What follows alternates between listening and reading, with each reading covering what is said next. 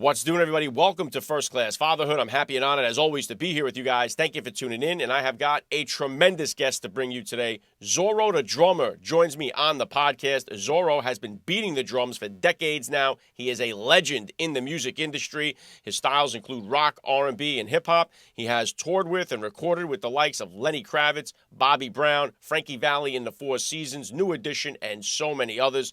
He's been called the Minister of Groove. He has been voted the #1 R&B drummer in the world multiple times. Just a legendary career. Now, Zoro is somebody who grew up fatherless. You know how I harp on the fatherless crisis on this podcast. Well, Zoro is somebody who lived it, and it really inspired and motivated him to become a first-class father. He documents all of this in an upcoming book called Maria's Scarf, a memoir of a mother's love, a son's perseverance, and dreaming big. Book drops on April 30th. The link to the pre-order is down there below.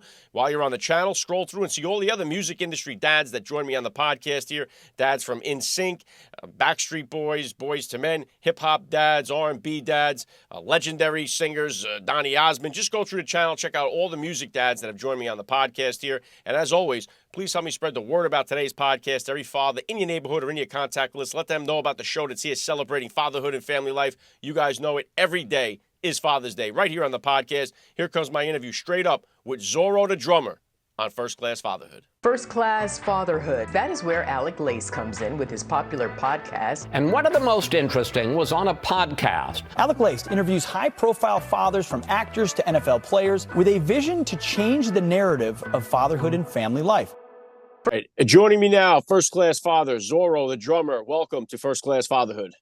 Well, thank you, Alec. Thanks for having me on as a guest. I'm looking forward to speaking with you.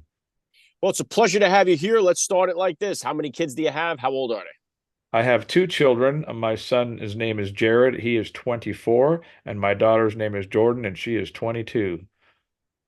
Wow. I mean, I'm headed right where you are. My oldest is 17 right now. So I got a senior in high school. I got 4 kids. So I'm headed into the 20s, but I'm still bracing for impact for the whole bit. So I got something to learn from you here today.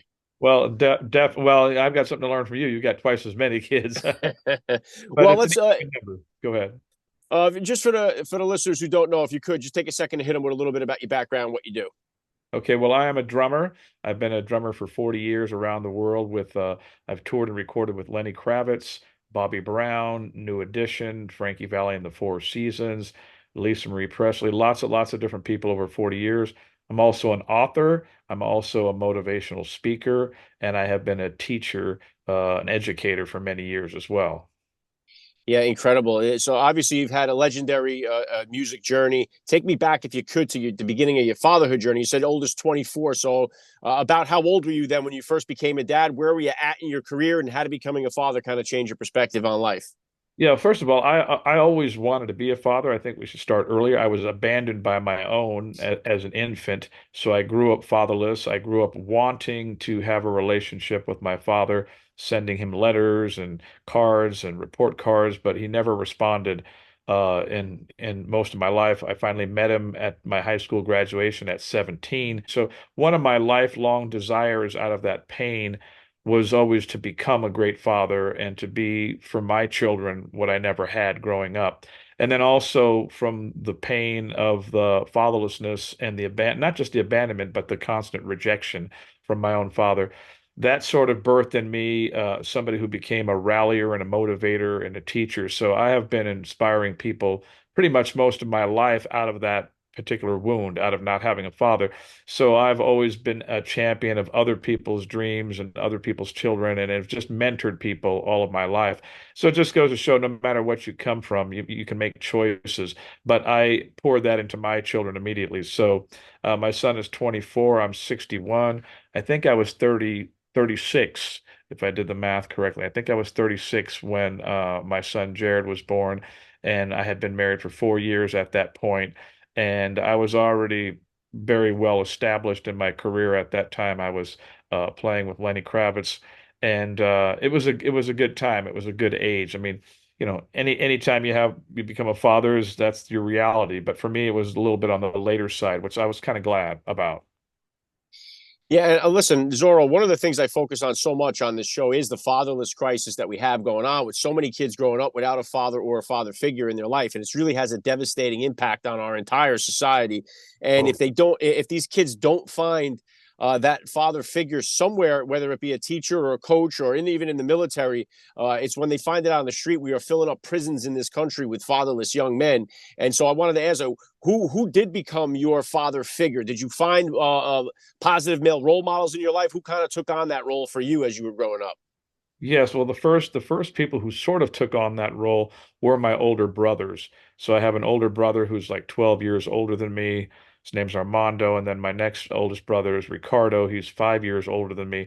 So to the best of their ability, they tried to be that, but they weren't dads. They were my brothers, but they tried to be that for me. And we were a family of seven, and there wasn't any fathers in our life at all, but they did their best. But then my mother was smart enough, and she signed me up for the Big Brothers Big Sisters program when I was about 10 or 11. And I was in that program for about 4 years. And there was a man named Bill Large who became my big. They call him Biggs. I'm the little, and he was my big. But we remained friends up until he died about maybe 9 years ago. And then there were other people. There were the minister and the pastors at the church, and there were my band director. I mean, it was amazing how many guys sort of stepped up to the plate. Some for a day, some for a week, some for a year, some for 5 years.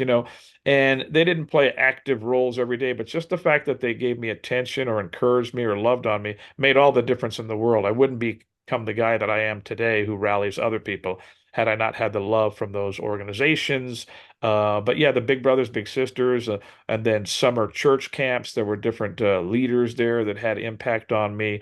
When I look back on my life and the tapestry of my life, I just see all these men that just sort of gave of themselves a little bit here, and it was just enough. It was like just enough food to get by for that day or that year. So it makes a difference when we're out there in the world. Even if you don't have children, you can love on a kid, and that can make all the difference in the world. Yeah, it's a great point, Zoro. I think we don't realize the impact that we have. I even realize it with my kids. Like, that's why I try to spend, individual time with each one, because even though it may seem like something so small to me, it's like their whole day Yeah. when they get the chance to be one on one. And so I think sometimes too, like you say, even if you don't have kids, the impact that you're making on a kid that might not have that positive male role model in his life can be really astronomical. And so I wanted to talk to you about your faith too, because I think along with not having dads in the home, not having the father in the home, not having the Heavenly Father in our society is kind of that 1-2 combination that's really crippling our country. And so I think, if we had fathers back in the home, God back in our lives, I think most of the problems we're seeing would start to go away pretty quickly. So talk to me about your faith. When did that become a prominent position in your life, and how important was it instilling faith in your kids growing up?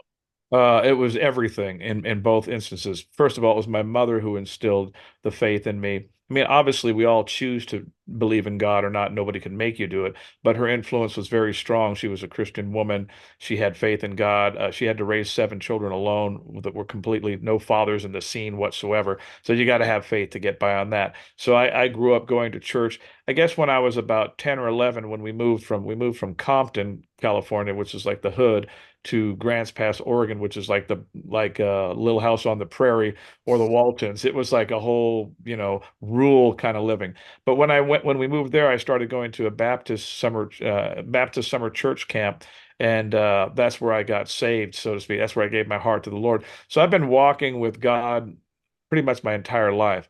And I knew that as a father, the most important thing that I could impart to my children was their own faith in God.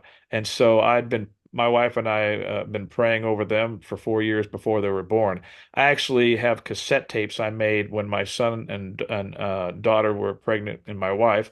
I put a cassette tape on my wife's belly with headphones, and it was me just reciting affirmations and telling them how excited we were to meet them, and that they were going to be world changers, and that God's got a plan for their life, and that they're going to be world changers and do great things. And so I wanted them to know they were loved even before they came into the world. So I literally made 90-minute cassette tapes of me reading poems, scriptures. So that's how important it was for me. And now I have two children who are awesome kids, but more importantly, the thing that I wanted to do was instill faith, because every child and every man, just like us, you're going to run into circumstances that are going to be beyond you. They're going to be things beyond your control to take care of and to fix and to finish. And you're going to need God. That's just the bottom line. And so I thought the greatest thing I could give them besides my own love is to help foster this relationship with Jesus, for them to understand that there's a Heavenly Father they can turn to that's bigger than me, that's bigger than them, and bigger than their circumstances. And they both have incredible faith, but it's their own faith. It's not my faith. It's not my wife's faith. It's theirs, and they're both making a difference wherever they go. But I have been very intentional in raising them that way, not legalistic and not controlling and manipulative, but very, very intentional at letting them see how faith plays out in my own life so that it's real and relevant and relatable and not just this religious thing where we do at church, you got to do this. The other thing I would say to any father out there who's trying to raise their kids with faith is to realize that you can't put expectations on them that you yourself never lived up to. In other words, don't set a standard of holiness they can never achieve when you know you didn't achieve it yourself. In other words, give them the grace that God gives us when we stumble and make mistakes, because then it seems attainable. But if you set some standard that's impossible just for your own ego and pride as a dad, then there's going to come the fall. Well said, John. Listen, that is one of the hardest things to do for myself as a father, understanding the fact that most of the positive things in my life came as a result of failures that I had. And I understand that in my own life. So I would never trade my failures that I've had in life, because it's made me who I am. It's brought me to where I am today. And I understand that failure is part of this game and it's a necessary part of the game. But as the dad and watching them go through that, it is very difficult to kind of stay out of the way and allow them to fail and let them learn these lessons that they had that you can't really teach. Failure teaches you more than anything else, I think, on this planet. And so that leads me into this discipline portion where I love to ask, because I do definitely discipline different with my daughter. She's our youngest. We only have one. She's 9 now. But what type of disciplinarian are you as a dad? And is that different than the discipline style you grew up with? Well, I grew up with a completely different discipline style because I had a mother who had her hands full with 7 children, and it was hard to discipline us when we were young. And she was a very tender-hearted woman, and therefore I'm sort of a tender-hearted man. But when we were young, she would, back when people actually hit their kids or spanked them, she would like pull out the Hot Wheel track, the orange Hot Wheel track, and try to hit me with it, and then I'd pretend it hurt more than it actually did, and then, but that worked for a while until I was old enough to outrun her. And then I would outrun her, and then I was bigger than her. So, but it's interesting. My mother disciplined us not with so much with discipline, but with just teaching us certain moral things and through example. So it wasn't her whippings or punishments that so much discipline. A lot of times it's when she broke down and cried, I felt so bad that I was hurting her. And then she would teach me these life lessons. So with my children, I wasn't always a very physical disciplinarian, but I did, both my wife and I, when they were young, we did restrict certain things if they messed up. But I really always tried to explain to them. I tried to teach. I tried to make every moment a teachable moment. So if, I would say, look, this is the reason, like, for instance, I've been in rock and roll for over 45 years now, all around the world. And I'm not tooting my own horn. I'm not boasting or anything, but just for me in particular, I have never been drunk or high in my entire life. And I've been with the biggest famous rock stars and movie stars and athletes and partiers in the world. But it's not for any really moral Christian reasons. It was just, to me, growing up fatherless and totally dirt poor, I didn't want to waste 1 cent or dollar on something that wasn't turning into something, that wasn't building something. And I didn't see drinking and drugs as anything except destructive. And so I just completely refrained from it. So I would share that with my kids, knowing that maybe I can't make them not do experiment or try something, but I would always tell them, this is the reason why I didn't do that. This is what I think is beneficial in that choice. So I'm a teacher at heart. So I was always trying to teach them life lessons, and I taught them to memorize scriptures, but I was always very open with them. So I think a lot of fathers put on a certain image that's not really real so that their kid thinks that they're all the, and then I would say, no, this is where I failed when I was younger, but I don't want that for you. But if you choose that, I can't stop you. So it gives them like you give them a little bit of a line and you let the line out and they're going to either listen to you or not. But I have found for the most part they have followed in my footsteps. They've followed it in their own sort of broken curve, but they have followed after me. And it's because I didn't force all these things, but I think every moment a dad can make every difficult moment like a teachable moment, and being vulnerable with them gives you like a true authentic relationship with them. And Bill, listen, Zoro, it's the scariest thing that for me, I'm a recovering alcoholic, recovering addict. And it's I pray that, and I've been very open with my kids about it, especially my teenage boys. They are very aware of that. I had these addictions and they see, I pray that them seeing me being sober, Yeah, not partaking in any of this stuff will have a big positive impact on them. I know that I'm not naive enough to think that they're never going to be in a situation right. to try it or to do it.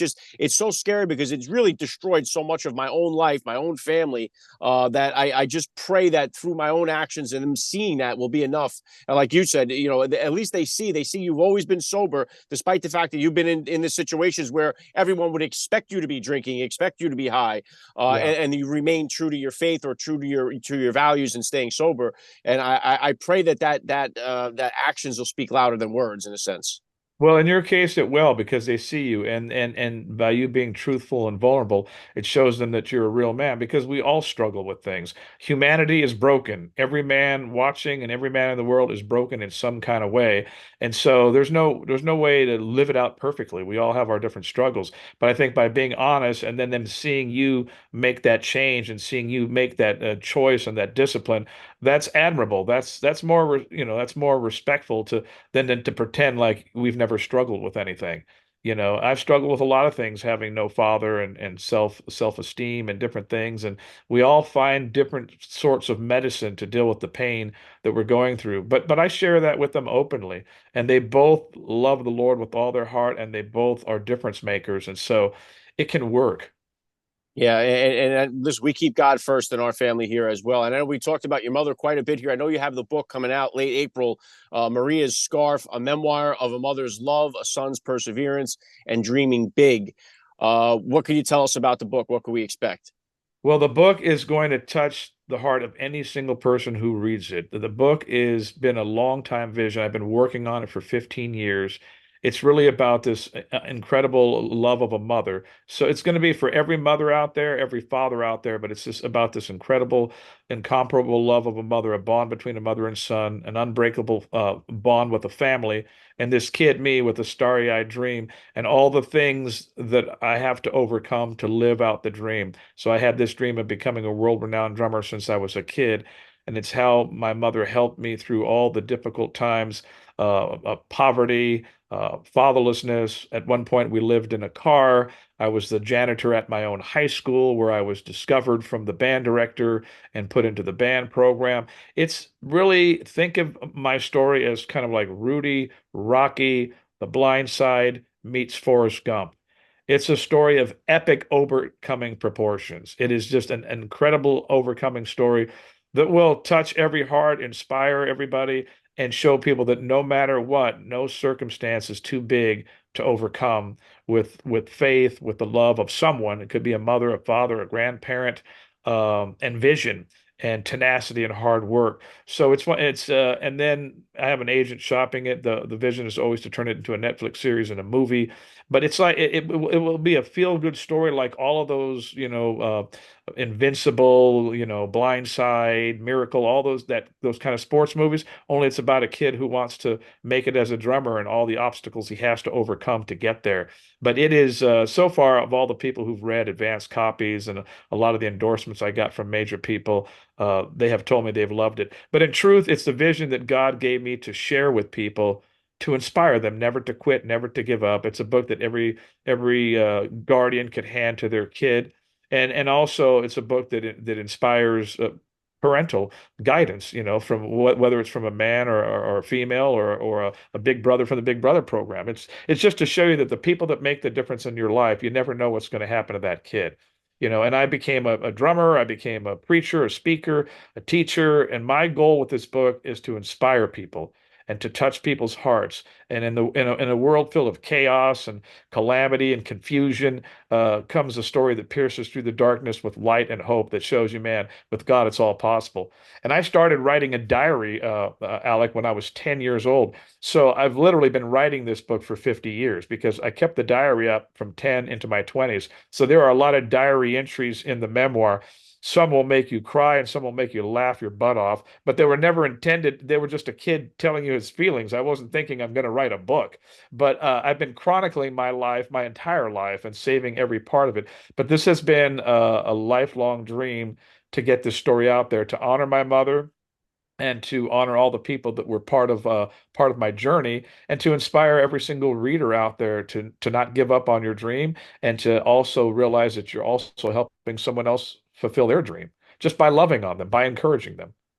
Yeah, what an incredible gift to the world, Zorro. And Maria's scarf, I'm going to put the link to the book down there for the pre-order down below so my listeners can tap in. Listen, it goes back to what we were saying before about, failures, overcoming adversity. It's like those are where the stories are. Whenever we read about people that have accomplished great things, when we look into it, there's always some adversity, always some type of struggle to overcome. And it's what makes for, if we were to read the book and it's on page 1, everything is going well. Page 2, Yeah. chapter 5, things are still great. No one's going to finish reading that book. It's those struggles and those adversities that really build character and make these stories that we all, that give us inspiration to do better in our own lives.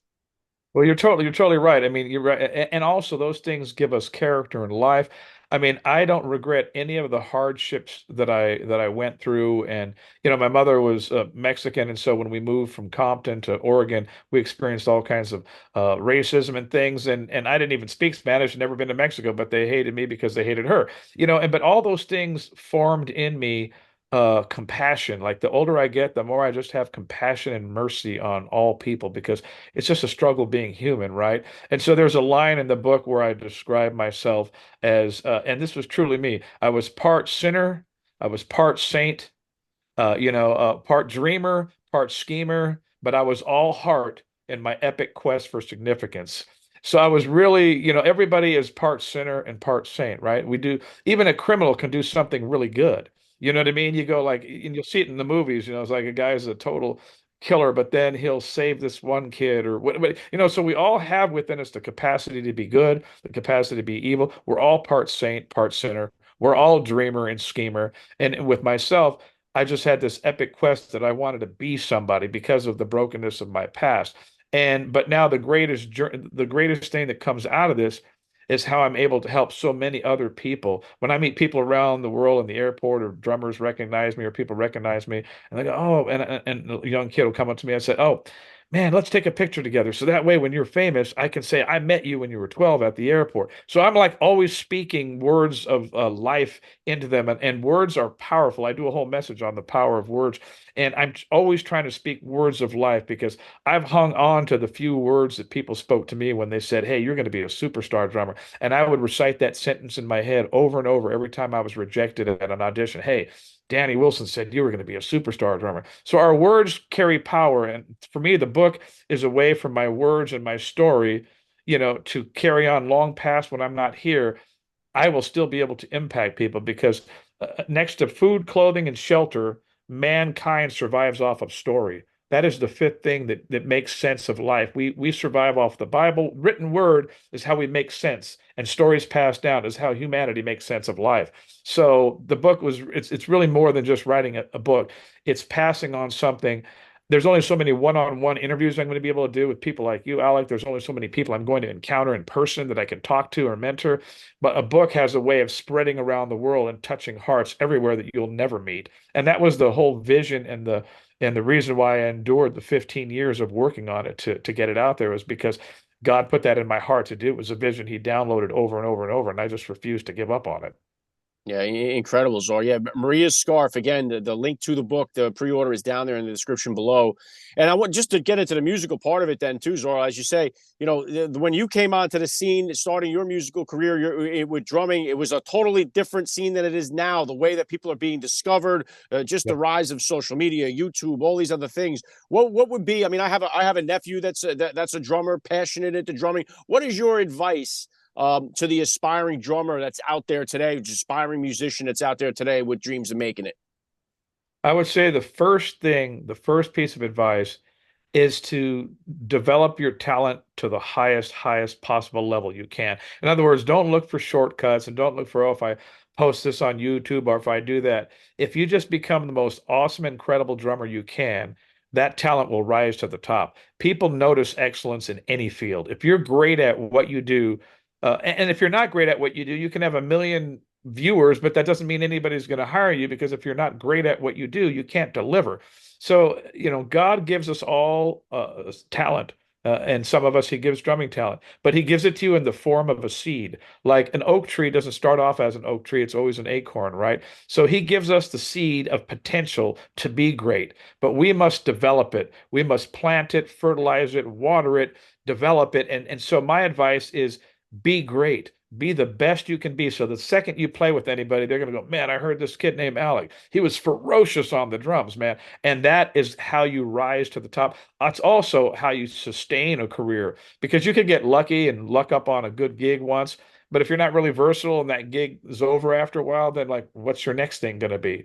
You know, actors like De Niro, Robert De Niro, their skill is so high that at some point when you're that good as a writer, as a drummer, I mean, you're not going to be denied.